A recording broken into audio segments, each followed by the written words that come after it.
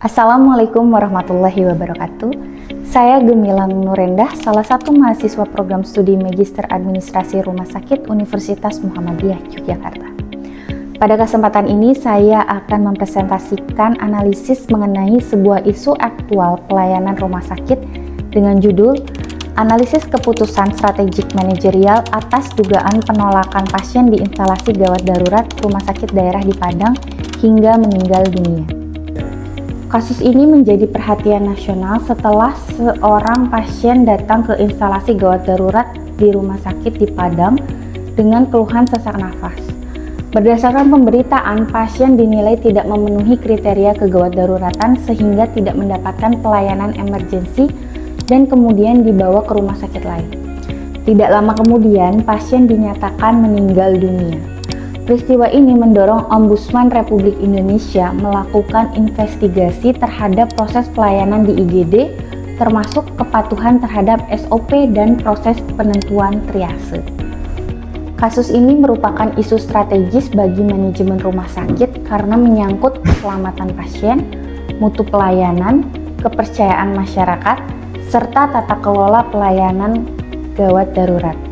Fokus kita bukan menentukan siapa yang bersalah, tetapi mengevaluasi apakah sistem pelayanan telah mampu menjamin bahwa setiap pasien memperoleh penilaian dan pelayanan yang aman, cepat, dan sesuai standar. Berdasarkan analisis saya, masalah utama bukan hanya dugaan penolakan pasien, melainkan adanya potensi kegagalan sistem pelayanan di IGD. Akar masalah pertama adalah dari aspek SDM, yaitu kemungkinan adanya variasi kompetensi dalam melakukan triase, pengambilan keputusan klinis, maupun komunikasi dengan pasien dan keluarga. Kedua, dari aspek proses, implementasi SOP triase dan mekanisme eskalasi pasien diduga belum berjalan secara konsisten. Padahal, keputusan apakah pasien termasuk kondisi gawat darurat harus didasarkan pada hasil asesmen klinis yang lengkap dan terdokumentasi. Ketiga, dari aspek manajemen. Kasus ini menunjukkan pentingnya penguatan clinical governance. Ombudsman juga menyoroti adanya penyimpangan prosedur pelayanan dan perlunya audit internal oleh komite medis. Keempat, dari aspek teknologi. Rumah sakit memerlukan rekam medis elektronik dan sistem pendukung keputusan klinis agar proses triase lebih terdokumentasi, mudah diaudit, dan mengurangi variasi keputusan antar petugas. Penerapan IMS juga dapat mempercepat akses data klinis dan meningkatkan efisiensi pelayanan. Apabila kondisi ini tidak segera diperbaiki, dampaknya tidak hanya terhadap keselamatan pasien, tetapi juga dapat menurunkan kepercayaan masyarakat, mengaruhi reputasi rumah sakit, meningkatkan resiko tuntutan hukum, bahkan berdampak pada keberlanjutan organisasi. Terdapat 3 keputusan strategis yang akan saya prioritaskan. Keputusan pertama, melakukan reformasi sistem triase berbasis digital. Rumah sakit perlu menerapkan standar triase yang baku seperti Emergency Severity Index yang terintegrasi dengan rekam medis elektronik. Sistem ini dilengkapi clinical decision support sehingga membantu tenaga kesehatan dalam pengambilan keputusan, sekaligus menyediakan dashboard mutu untuk memantau waktu respon, kepatuhan triase, dan indikator keselamatan pasien secara real time. Keputusan kedua, memperkuat kompetensi SDM IGD. Saya akan mewajibkan pelatihan berkala mengenai triase, ACLS, komunikasi efektif, serta simulasi kegawat daruratan. Selain itu, dilakukan recredentialing dan audit kompetensi secara periodik agar kualitas pelayanan tetap terjaga.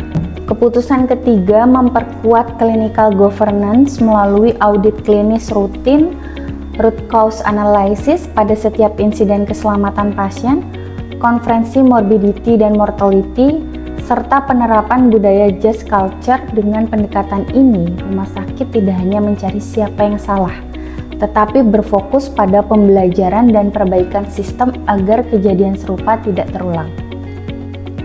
Dari aspek nilai Islam, pelayanan kesehatan merupakan amanah yang harus diberikan secara profesional, adil, dan menghormati martabat setiap pasien.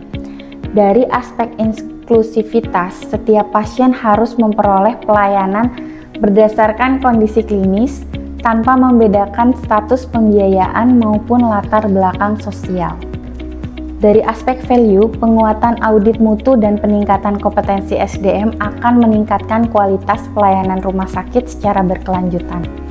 Sedangkan dari aspek teknologi, implementasi rekam medis elektronik dan dashboard mutu akan mendukung pengambilan keputusan yang lebih cepat, objektif, dan berbasis data.